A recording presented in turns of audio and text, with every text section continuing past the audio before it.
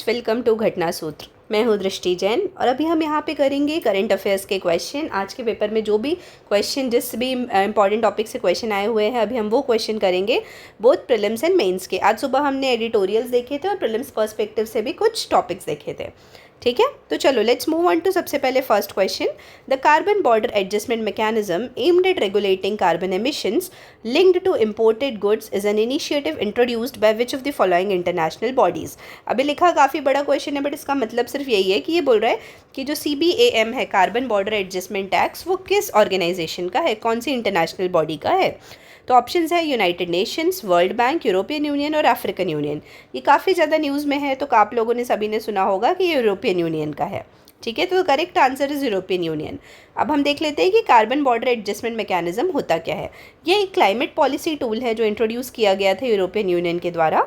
It is design to prevent carbon leakage by imposing carbon tariff. तो क्या carbon जिससे कि ज़्यादा एमिट ना हो, कार्बन लीकेज बच सके, इसलिए कार्बन टैरिफ लगाते हैं on the imports of certain goods, जैसे कि cement, steel, aluminium, fertilisers and electricity from countries with less stringent climate regulations.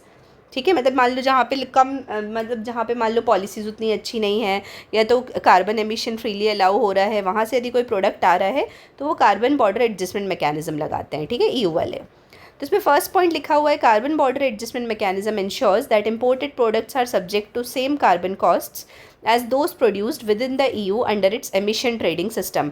तो इससे क्या इंश्योर करते हैं कि मान लो जो यूरोपियन यूनियन में जो कंपनी है, यदि वो कोई चीज़ मैन्युफैक्चर कर रही है, तो उसको यदि इतनी टैरिफ्स देने पड़ रहे हैं कार्बन एमिशन के लिए, तो बाहर वाली कंट्री को भी उतना ही कॉस्ट है, बाहर वाली कंट्री की कंपनी को। सेकेंड है, this mechanism is a part of EU's broader green deal strategy. तो EU की ना एक ग्रीन डील स्ट्रैटेजी है जिसमें वो carbon neutrality, climate neutrality achieve करना चाहते हैं 2050। तो ये उसका पार्ट है CBAM। फिर CBAM के लिए ग्लोबल ट्रेड इम्प्लीकेशंस है और कौन सी कंट्रीज़ को इफेक्ट करेगा, जैसे इंडिया एंड चाइना, जो कि एक्सपोर्ट करते हैं यूरोप को, उनको वो फेस कर सकते हैं extra costs and carbon related tariffs, जब तक हम अपने डोमेस्टिक प्रोडक्शन में कुछ चेंजेस नहीं लाएंगे तब तक। ठीक है, the next second question is regarding the estimates committee of Indian parliament consider the following assertions. तो अब एस्टिमेट्स कमिटी के बारे में क्वेश्चन बोल रहा है, उसका पहले हम ऑप्शंस पढ़ते हैं। The committee consist of 30 members. कितने मेंबर बोल रहे हैं? 30 मेंबर होते हैं। All of whom are elected exclusively from Lok Sabha. बोल रहे हैं कि सब मेंबर सिर्फ लोकसभा से होते हैं।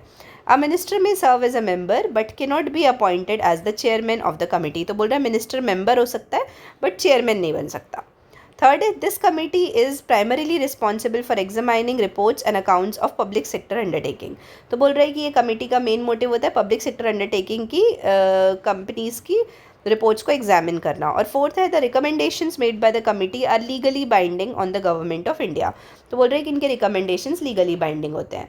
तो अब इसमें पूछे how many of the statements are factually correct. तो बताना है कि कितने, हाउ मेनी, ये ध्यान रखना, कौन सा नहीं बोल रहा है, हाउ मेनी बोल रहा है। तो देखो, सबसे पहले ना मैं आपको बताती हूँ नॉर्मल अंडरस्टैंडिंग कि जैसे जो हम PAC पढ़ते हैं, पब्लिक अकाउंट कमेटी, उसमें 22 मेंबर होते हैं और एस्टिमेट कमेटी में कितने होते हैं? 30। तो फर्स्ट वाला पार्ट सही है। और exclusively from Lok Sabha, yes, exclusively ये सिर्फ लोकसभा से होते हैं, तो फर्स्ट वाला पॉइंट सही हो गया। अब जो मिनिस्टर वाला पॉइंट है ना, minister can not be a member of the parliament. ठीक है, sorry, minister can not be a member of the committee, not parliament, can not be a member of the committee. तो chairman भी नहीं बन सकते, chairperson भी नहीं बन सकते, मेंबर भी नहीं हो सकते, तो ये पॉइंट गलत हो गया। अब थर्ड है कि पब्लिक सेक्टर अंडरटेकिंग की रिपोर्ट्स को एग्जामिन करता है, ये गलत है। ये ना कमिटी ऑन पब्लिक अंडरटेकिंग होता है, उसका काम होता है। ठीक है, हम इसका काम नहीं होता एस्टिमेट्स कमेटी का। और लीगली बाइंडिंग तो नहीं होते लीगली, क्योंकि ये कमिटी है ना, वो सिर्फ रिकमेंडेशन देगी, हमको फॉलो करना है तो मतलब पार्लियामेंटेरियंस को करना है, एक्सेप्ट पार्लियामेंट को तो करेगी नहीं, तो नहीं करेगी। तो इसलिए इसका आंसर हो गया ओनली 1। ठीक है, अब हम एक्सप्लेनेशन देख लेते हैं कि स्टेटमेंट 1 करेक्ट है, जो मैंने समझाया कि 30 मेंबर्स होते हैं और सिर्फ लोकसभा से होते हैं, राज्यसभा के मेंबर्स एलिजिबल नहीं होते हैं। स्टेटमेंट 2 इनकरेक्ट है क्योंकि मिनिस्टर्स मेंबर नहीं बन सकते। ठीक है, they also can not serve as chairperson. अब बोल रहे हैं चेयरपर्सन कौन होगा? The chairperson is always a Lok Sabha member, क्योंकि मेंबर्स लोकसभा के ही है, from the ruling party. Ruling party से होते हैं जनरली, ये कन्वेंशन देखा जा रहा है काफ़ी दिन से, लेकिन मिनिस्टर नहीं होते वो, मतलब रूलिंग पार्टी के भी रहेंगे लेकिन मिनिस्टर नहीं रहेंगे। फिर स्टेटमेंट 3 इनकरेक्ट क्यों है? क्योंकि एग्जामिन पब्लिक अंडरटेकिंग की रिपोर्ट को नहीं करता है, ये कमिटी ऑन पब्लिक अंडरटेकिंग करती है और एस्टिमेट कमेटी का काम होता है बजट वगैरह को रिव्यू करने का। ठीक है। अब स्टेटमेंट 4 इनकरेक्ट क्यों है? क्योंकि ये एडवाइजरी इन नेचर है, बाइंडिंग नहीं होती है और इसका कोई लीगल फोर्स नहीं होता है। आई होप ये समझ आया होगा। Now next move on to question number 3। Global gender gap report 2025 के बारे में बात हुई है, जो कि कौन रिलीज़ करता है? World economic forum. तो उसमें इंडिया की रैंकिंग क्या है? What is the India's ranking in terms of gender parity among countries world wide. तो इंडिया की क्या रैंकिंग है? तो इसमें ऑप्शंस है 131, 134, 138 और 139। तो ये भी काफ़ी न्यूज़ में था, अभी रिपोर्ट आई है। तो इसलिए इसका आंसर है फर्स्ट 131। तो अब ये ध्यान रखना है, इसमें दो चीज़ ध्यान रखना है कि ग्लोबल जेंडर गैप रिपोर्ट निकालता कौन है? तो वर्ल्ड इकोनॉमिक फोरम निकालता है और हमारा रैंक 131 है आउट ऑफ 146 कंट्रीज़। ठीक है। अब इसमें कौन कौन से डायमेंशन है जिसमें कंट्रीज़ को एसेस किया जाता है? तो economic participation and opportunity, educational attainment, health and survival और पॉलिटिकल एम्पावरमेंट। तो देखो इकोनॉमी, पॉलिटी, एजुकेशन, हेल्थ, ये ध्यान रखना। फिर सेकेंड पॉइंट है, well India has made some gains in political participation of women, it continues to lag in areas such as. मतलब हमने पॉलिटिकल पार्टिसिपेशन पे तो बहुत कुछ अचीव कर लिया है, लेकिन economic participation, labour force inclusion और वेज इक्वालिटी में नहीं किया है। ठीक है। Now next move on to question number 4। Who has recently been appointed as the new ambassador of India to the Democratic People's Republic of Korea? मतलब north Korea के लिए अभी कौन है इंडिया का एम्बेसडर? मार्किंग अ की डिप्लोमेटिक असाइनमेंट। ठीक है। तो इसमें ऑप्शंस हैं विनय कुमार, हर्षवर्धन श्रृंगला, विनय मोहन क्वात्रा एंड आलियावती लॉन्ग कुमार। तो इसका आंसर है डी, आलियावती लॉन्ग कुमार। अब ये कौन है? Experienced Indian foreign service officer हैं जिनको एम्बेसडर अपॉइंट किया गया है नॉर्थ कोरिया के लिए। ठीक है। तो ये डिप्लोमेटिकली इंपॉर्टेंट असाइनमेंट है उनके लिए। नाउ हम नेक्स्ट आते हैं क्वेश्चन नंबर 5 में। The trust initiative formally known as technology for resilient open and unified security and trust. तो ट्रस्ट इनिशिएटिव है जिसका पूरा नाम है technology for resilient open and unified security and trust is a collaborative framework between which of the two countries। तो ये कौन सी दो कंट्रीज़ के बीच का फ्रेमवर्क है? तो ऑप्शंस हैं India and Japan, India and USA, India and Australia और जापान एंड चाइना। तो ये 4 ऑप्शंस हैं और इसका करेक्ट ऑप्शन है इंडिया एंड यूएसए। ठीक है। ट्रस्ट की बात हुई ना तो ज़्यादा ऑप्शन आता है यूएसए, मतलब हमारे दिमाग में यदि हम ऑप्शन सोचेंगे तो। ठीक है। तो इसका ऑप्शन हो गया बी, इंडिया एंड यूएसए। अब हम पढ़ लेते हैं कि ट्रस्ट इनिशिएटिव है क्या। तो the trust initiative is a strategic partnership between India and USA focused on enhancing cooperation in critical and emerging technology. तो किसमें? क्रिटिकल और एमर्जिंग टेक्नोलॉजी में कोऑपरेशन एनहांस करने के लिए। It aims to promote a secure, transparent, resilient technology ecosystem specially in areas like semiconductors, artificial intelligence, quantum computing and cyber security. तो इन सब एरियाज़ में। ठीक है। फिर trust complements existing bilateral mechanisms. तो एग्जिस्टिंग बायलेटरल मैकेनिज्म को complement करता है, जैसे कि ICET, initiative on critical and emerging technologies. किसमें? Initiative on critical and emerging technologies. और सपोर्ट करता है शेयर्ड विजन को for a rules based global technology order. अब ये इनिशिएटिव क्या रिफ्लेक्ट करता है? स्ट्रैटेजिक एंड टेक्नोलॉजिकल अलाइनमेंट भी रिफ्लेक्ट करता है दोनों कंट्रीज़ के बीच में। ठीक है। तो आई होप ये प्रीलिम्स वाले 5 क्वेश्चन आपको क्लियर होंगे। अब हम मूव ऑन करते हैं मेंस वाले टॉपिक पे, मेंस वाले क्वेश्चन पे। तो आज हम डिस्कस करेंगे 2 क्वेश्चन। तो चलो सबसे पहले हम पढ़ते हैं फर्स्ट क्वेश्चन। फर्स्ट क्वेश्चन है highlight the evolving trends in non tax revenue generation by Indian states. तो हमको ट्रेंड्स बताना है कि नॉन टैक्स रेवेन्यू जनरेशन कैसे हो रहा है इंडियन स्टेट्स में। सेकेंड पार्ट है उसका what factors have contributed to this recent downturn. तो ये जो अभी रीसेंट डाउन टर्न आया उसके लिए कौन कौन से फैक्टर्स रिस्पॉन्सिबल है। और थर्ड बोला है कि स्ट्रैटेजीज रिकमेंड करना है जिससे कि डाइवर्सिफिकेशन हो सके एंड हम स्ट्रेंथन कर सके नॉन टैक्स रेवेन्यू बेस को at the sub national level, मतलब स्टेट के लेवल पे। ठीक है। तो इसमें 2 पार्ट होते हैं। सबसे पहले इंट्रोडक्शन देखना है, फिर बॉडी देखना है, फिर कंक्लूजन देखना है। जो हमने कल बोला था ना IBC 3 पार्ट होते हैं, सॉरी। तो इंट्रोडक्शन देखेंगे तो इसमें नॉन टैक्स रेवेन्यू की बात की तो सबसे पहले आप नॉन टैक्स रेवेन्यू बता दो। तो non tax revenue comprising fees, fines, dividends, royalties, interest and charges. तो क्या क्या चीज़ आती है? फीस आती है, फाइन्स आते हैं, डिविडेंड्स आते हैं, रॉयल्टीज़ आती है, इंटरेस्ट आते हैं, चार्जेस फॉर पब्लिक सर्विसेज। ये सब किसका पार्ट है? नॉन टैक्स रेवेन्यू का पार्ट है। लेकिन रिसेंट ईयर्स में क्या हुआ है? Share and growth of non tax revenue अभी डिक्लाइन हो गया है अक्रॉस स्टेट्स, जिससे कि फिस्कल ऑटोनॉमी और रेजिलियंस कम होते जा रही है। ठीक है। अब इसका देखो ये फर्स्ट पार्ट क्या बोला था कि हमको इवॉल्विंग ट्रेंड्स बताना है कि क्या ट्रेंड्स है। तो हमने इसलिए फर्स्ट सब हेडिंग डाल दी इवॉल्विंग ट्रेंड्स इन सब in state level non tax revenue. तो सबसे फर्स्ट है declining contribution to total revenue की, इसका जो कंट्रीब्यूशन है नॉन टैक्स रेवेन्यू का वो टोटल स्टेट रेवेन्यू में उसका कंट्रीब्यूशन कम होता जा रहा है। और एग्जाम्पल दिया अब शार्प फॉल कैसे हो रहा है कि 2025 में नॉन टैक्स रेवेन्यू का ग्रोथ सिर्फ 12% था as compare to 23% in the previous year. अब स्टेट स्पेसिफिक शॉर्टफॉल्स कैसे कि जैसे तेलंगाना है स्पेसिफिकली एग्जाम्पल दिया जाए तो उसका एनटीआर डिप बहुत ज़्यादा शार्प था due to absence of high value asset monetisation events, क्योंकि एसेट मोनेटाइजेशन इवेंट्स अच्छे तरीके से नहीं हुए। अब सेकेंड पार्ट इसका ये पूछा था ना कि कौन से फैक्टर्स रिस्पॉन्सिबल हैं, तो हमको इसमें देखो ये थर्ड पार्ट है स्ट्रैटेजी वाला, फैक्टर्स वाला सेकेंड पार्ट है, तो हमको ये बताना है कि कौन से फैक्टर्स रिस्पॉन्सिबल हैं। तो सबसे पहले poor performance of state PSUs की, जो स्टेट वाली कंपनीज़ है ना, स्टेट पब्लिक सेक्टर कंपनीज़ है, उनमें persistent loss making public enterprises ज़्यादा है, वो प्रॉफिट नहीं कमा रही है। फिर पॉपुलिस्ट प्राइसिंग हो जाती है और टैरिफ पॉलिसीज़ जैसे वाटर सब्सिडी, ट्रांसपोर्ट, इलेक्ट्रिसिटी, ये सब में काफ़ी ज़्यादा हम एक्सपेंडिचर कर देते हैं। थर्ड है कि वीक एसेट मोनेटाइजेशन, ये भी हमने पढ़ा था ना, जैसे तेलंगाना का एग्जाम्पल लिया था। फिर फोर्थ है कि नेचुरल रिसोर्स डिस्प्यूट्स काफ़ी ज़्यादा हो जाते हैं, जैसे रॉयल्टी कलेक्शन, माइनिंग वगैरह जब जहाँ पे होती है ना वहाँ पे डिस्प्यूट्स काफ़ी ज़्यादा हो जाते हैं लीगल, प्रोसीजरल और प्राइसिंग इश्यूज़ के कारण। फिर फिफ्थ है कि GST induced erosion of revenue base की, जीएसटी के कारण ना रेवेन्यू बेस का इरोजन हो जाता है। ये पोस्ट जीएसटी सदर्न स्टेट्स ने काफ़ी ज़्यादा इस पर अपोजिशन क्रिएट किया था।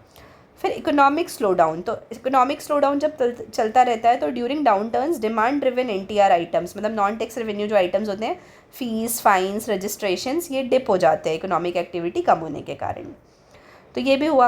अब इसमें देखो एक पार्ट और था, इसमें पूछा था कि अपन को स्ट्रैटेजीज़ रिकमेंड करना है, ये थर्ड वाला पार्ट, ये यहाँ पे लिखा नहीं है बट थर्ड पार्ट बनेगा स्ट्रैटेजीज़ रिकमेंड करना। तो आप क्या कर सकते हो, जब भी स्ट्रैटेजी वाला पार्ट आता है कि आपको क्या करना चाहिए, तो उसमें आप सोचा करो कि कौन से फैक्टर्स रिस्पॉन्सिबल हैं, तो फैक्टर्स जो दिए गए उसी के लिए हमको सॉल्यूशन देखना है। तो सबसे पहले हम क्या कर सकते हैं, poor performance of state PSUs, तो भाई स्टेट पीएसयूज़ को जो एक वो निकली थी ना मोनेटाइजेशन स्कीम, उसके थ्रू आप मोनेटाइज करो। उसके बाद पॉपुलिस्ट प्राइसिंग है तो सब्सिडी आप कम करो, रेशनलाइज करो। उसके बाद एसेट मोनेटाइजेशन करो। उसके बाद आप क्या कर सकते हो, नेचुरल रिसोर्स डिस्प्यूट्स है तो लीगल सिस्टम्स को बढ़ाओ, लीगल इश्यूज़ को जल्दी जल्दी सॉल्व करो। जीएसटी के लिए जीएसटी कंपनसेशन एक्ट को अच्छे से इम्प्लीमेंट करो। और इकोनॉमिक स्लो डाउन है तो देखो इकोनॉमिक स्लो डाउन तो थोड़ा स्लो डाउन या अपहीवल तो साइक्लिक होता है, तो उसमें आप कुछ प्रोसेसेस लाओ, स्टेप्स लाओ, जिससे कि एम्प्लॉयमेंट जनरेशन वगैरह अच्छे से हो सके। तो ये हमारा पार्ट हो जाएगा स्ट्रैटेजी वाला। अब हमने देख लिया इंट्रो, बॉडी, अब आते हैं हम कंक्लूजन की तरफ। तो conclusion is very important part of an answer. तो कंक्लूजन को आपको कैसे करना है, पूरे आंसर को समराइज़ करना है, क्वेश्चन से रिलेट करना है और एक पॉजिटिव नोट पे एंड करना है। तो कंक्लूजन जैसे यहाँ पे काफ़ी अच्छा लिखा हुआ है, the decline in non tax revenue detracts from fiscal autonomy, मतलब कि यदि नॉन टैक्स रेवेन्यू कम होता है तो हमारी फिस्कल ऑटोनॉमी पे इम्पैक्ट होता है, जिससे कि अंडरमाइन होती है पब्लिक सर्विस डिलीवरी, लिमिट हो जाती है डेवलपमेंटल इन्वेस्टमेंट्स। इसीलिए मल्टी प्रॉन्ग स्ट्रैटेजी चाहिए, combining PSU reform, smart pricing, process automation, legal backing जो भी हमने डिस्कस किया, एंड डाटा ड्रिवन मैनेजमेंट। इससे क्या होगा, एनटीआर बेस बढ़ पाएगा स्टेट लेवल पे। ठीक है, आई होप ही क्लियर होगा ये क्वेश्चन। अब हम आते हैं सेकेंड क्वेश्चन पे। सेकेंड क्वेश्चन है, examine the role of cryptocurrencies and anonymity enhancing technologies in facilitating financing of WMD proliferation. What gaps exist in the current international financial regime and what reforms are essential to address these emerging threats? तो crypto currency के बारे में बोला है और बोला है कि जो एनोनिमिटी एनहांसिंग टेक्नोलॉजी, एनोनिमिटी मतलब कि किसी को पता नहीं चलता आप क्या कर रहे हो, तो ये टेक्नोलॉजीज़ जो है इनका क्या रोल है WMD प्रोलिफरेशन एनहांस करने में, और कौन कौन से गैप्स एग्जिस्ट करते हैं और हम कौन कौन से रिफॉर्म्स हमको लेना चाहिए। तो इसलिए इसके भी 1 2 3 पार्ट है, 3 पार्ट है। ठीक है, अब सबसे पहले हमको वो देखना है, इंट्रोडक्शन देखना है। तो इंट्रोडक्शन WMD बोला है तो वेपन्स ऑफ मास डिस्ट्रक्शन होता है, तो उसी के बारे में हम बताएंगे पहले कि वेपन्स ऑफ मास डिस्ट्रक्शन क्या होते हैं। The proliferation of weapons of mass destruction poses a grave threat to global peace and security. Traditionally reliant on covert state-sponsored channels, जो WMD proliferation financing है is now increasingly exploiting। अब ये जो weapons of mass destruction की financing है वो crypto currency के through हो रही है और एनोनिमिटी एनहांसिंग टेक्नोलॉजीज़ के थ्रू हो रही है। तो ये पूरा डिसेंट्रलाइज्ड होता है, स्यूडोनॉमस होता है, मतलब किसी का नाम पता नहीं चलता। अब इनका क्या रोल है WMD फाइनेंसिंग में, तो सबसे फर्स्ट तो आपके क्वेश्चन में लिखा हुआ है कि एनोनिमिटी एंड ऑब्सफ्यूकेशन। तो जैसे एग्जांपल दिया है कि Monero and tools like mixers, tumblers and privacy wallets obscure कर देते हैं ट्रांजैक्शन ट्रेल को, मतलब आप उसका पाथ फाइंड आउट नहीं कर पाते। फिर जो कुछ सैंक्शन स्टेट्स हैं ना जिन पे इंटरनेशनल सैंक्शंस लगे हुए हैं वो इस चीज़ का यूज़ करते हैं, जैसे कि नॉर्थ कोरिया इसका यूज़ करता है और स्टेट स्पॉन्सर्ड साइबर क्राइम इससे काफ़ी ज़्यादा बढ़ जाता है। फिर थर्ड में आएंगे तो peer to peer transfers and decentralised exchanges. तो पीयर टू पीयर ट्रांसफ़र, आप क्रिप्टो करेंसी में पीयर टू पीयर ट्रांसफ़र करते हो और ये बाईपास कर देते हैं जो KYC और AML एंटी मनी लॉन्ड्रिंग वाला जो सिस्टम होता है उसको बाईपास कर देते हैं and provide unmonitored platforms for global illicit funding. ठीक है। फिर फोर्थ पॉइंट है use of unregulated virtual asset service providers. तो क्या होता है, unregulated virtual asset service providers है जो वीकली रेगुलेटेड क्रिप्टो एक्सचेंजेस में काम करते हैं और इससे वेपन्स ऑफ मास डिस्ट्रक्शन से लिंक्ड फंडिंग काफ़ी ज़्यादा बढ़ जाती है। और फिर क्राउड फंडिंग, जब आप इकट्ठा एक साथ क्राउड फंडिंग करते हो, डोनेशंस देते हो, तो ये किस चीज़ को एक्सप्लॉइट करते हैं, सोशल मीडिया को, ब्लॉकचेन बेस्ड डोनेशंस को, ये सब को एक्सप्लॉइट करते हैं और इससे वेपन्स ऑफ मास डिस्ट्रक्शन की फंडिंग बढ़ जाती है। अब उसमें सेकंड पार्ट था ना gaps in current international financial regime. तो उसमें क्या क्या गैप्स है कि क्यों ऐसा हो पा रहा है। तो लिमिटेड एनफोर्समेंट ऑफ FATF, मतलब FATF अच्छे से काम नहीं कर पा रहा है और उसके रेगुलेशंस को कोई फॉलो नहीं कर रहा है बहुत सारी कंट्रीज़। फिर lack of universal crypto regulation, अभी ग्लोबल लेवल पे क्रिप्टो रेगुलेशन नहीं आया है ना, इसलिए बोल रहे हैं कि इसलिए इशू आता है, गैप्स होते हैं। फिर इनएडिक्वेट VASP मॉनिटरिंग, तो several crypto service providers operate outside anti money laundering framework के बाहर ऑपरेट करते हैं, तो इसलिए उनकी मॉनिटरिंग नहीं हो पाती, स्क्रूटनी बच जाती है। फिर लिमिटेड एट्रीब्यूशन कैपेबिलिटीज़, तो इसमें क्या होता है, enforcement agencies lack the technical tools and trained personnel, तो ट्रेंड पर्सनल नहीं होता एनफोर्समेंट एजेंसीज के पास।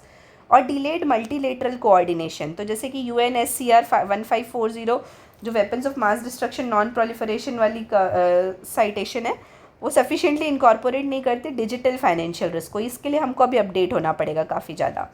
अब इसमें भी थर्ड पार्ट था सॉल्यूशन वाला, वो हमने यहाँ पे डिस्कस नहीं किया है, इसमें लिखा नहीं है, तो हम देख लेते हैं कि क्या आ सकता है सॉल्यूशन में। तो जो हमने गैप्स देखे, तो हमको FATF को एनहांस करना है ना, रोल बढ़ाना है उसका। फिर उसके बाद हमको ग्लोबल लेवल पे वो लाना है, रेगुलेशंस लाने हैं। उसके बाद हमको मॉनिटरिंग अच्छी करना है, स्किलिंग देना है। उसके बाद हमको इंटरनेशनल लेवल पे UN लेवल पे रेगुलेशंस लाने हैं। ठीक है, तो ये होगा हमारा सॉल्यूशन। अब हम आते हैं कंक्लूजन की तरफ इंट्रो और बॉडी पार्ट देखने के बाद। तो crypto currencies and anonymity enhancing technologies question से रिलेट करना है। तो क्या इकोनॉमिक इनोवेशन और सिक्योरिटी चैलेंजेस दोनों देते हैं, मतलब इकोनॉमिकली तो इनोवेटिव है लेकिन इससे सिक्योरिटी चैलेंजेस हो जाते हैं। तो there exploitation for weapons of mass destruction proliferation, financing demands, तो इसके लिए क्या चाहिए, अर्जेंट इंटरनेशनल कोलैबोरेशन चाहिए, रोबस्ट लीगल फ्रेमवर्क चाहिए और टेक्नोलॉजिकली एडवांस्ड ओवरसाइट मैकेनिज्म चाहिए। Addressing these threats is critical to upholding the credibility of global non-proliferation norms and financial integrity in a rapidly digitizing world. ठीक है, तो I hope ये clear होगा। ये mains वाले दोनों क्वेश्चन भी मैंने अच्छे तरीके से आपको समझाए हैं, तो आई होप आपको क्लियर होगा। ठीक है, आप सभी को बहुत बहुत धन्यवाद। मिलते हैं कल के करंट अफेयर्स के लेक्चर में सुबह। ठीक है, थैंक यू।